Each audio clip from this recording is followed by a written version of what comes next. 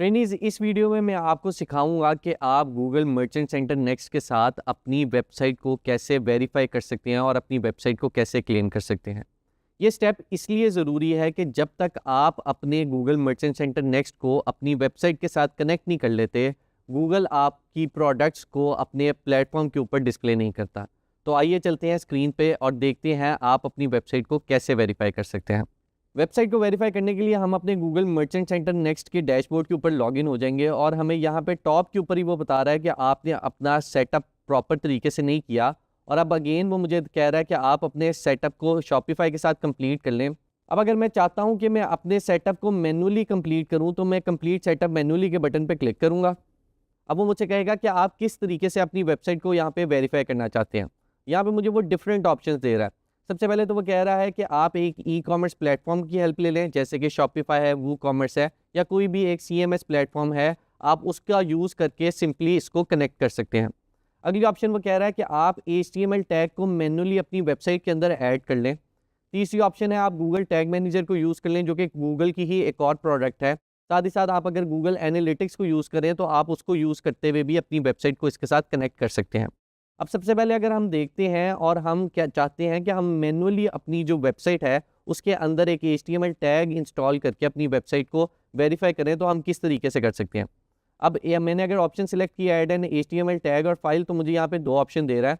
या तो हम ये टैग को मैनुअली कॉपी करके पेस्ट कर सकते हैं, या एक वो फाइल हमें बना के दे देगा, वो फाइल को हम अपलोड कर सकते हैं अपनी वेबसाइट पर।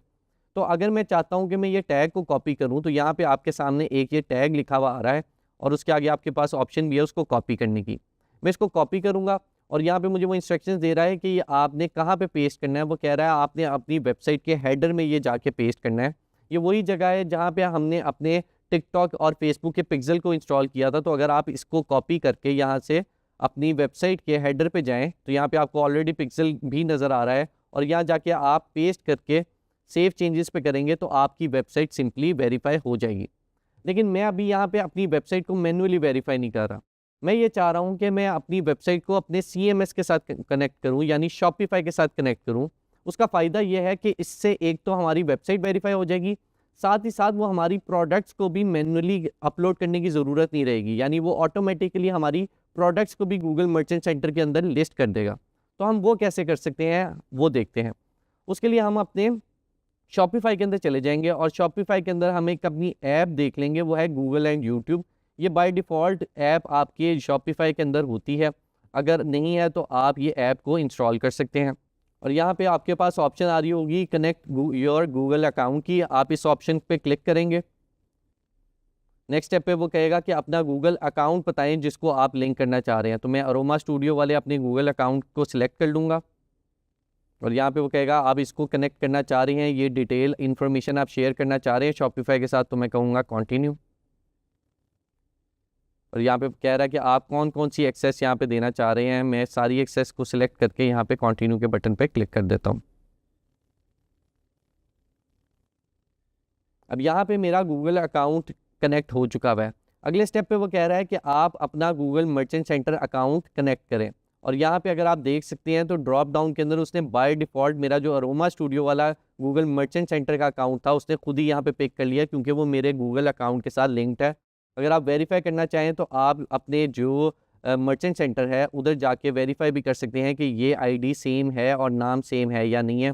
जब आप वेरीफाई कर लें उसके बाद आप कनेक्ट के बटन पर क्लिक करेंगे तो यहाँ पे वो मेरा जो गूगल मर्चेंट सेंटर अकाउंट है उसको यहाँ पे लिंक कर लेगा। और नीचे आपको ऑप्शन दे रहा है अगर आप इसको डिस्कनेक्ट करना चाहें तो वो आप यहाँ पे डिस्कनेक्ट भी कर सकते हैं।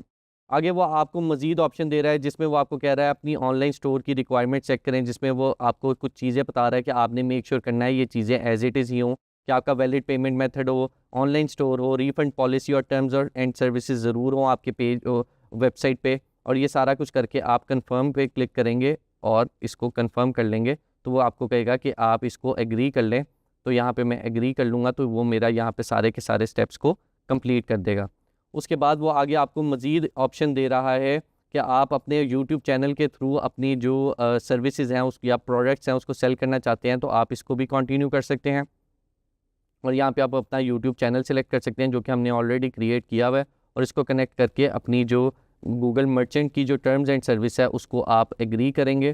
तो तो आप कंप्लीट सेटअप के बटन पे क्लिक करेंगे तो यहाँ पे आपका गूगल मर्चेंट सेंटर एक्टिवेट हो जाएगा, यानी अब जो आपकी वेबसाइट है वो वेरीफाई हो चुकी है और आपका जो शॉपिफाई अकाउंट है वो लिंक हो चुका है आपके गूगल मर्चेंट सेंटर नेक्स्ट के अकाउंट के साथ। ट्रेनीज, इस वीडियो में हमने देखा कि हम किस तरीके से अपनी वेबसाइट को अपने गूगल मर्चेंट सेंटर नेक्स्ट के अकाउंट के साथ कनेक्ट कर सकते हैं।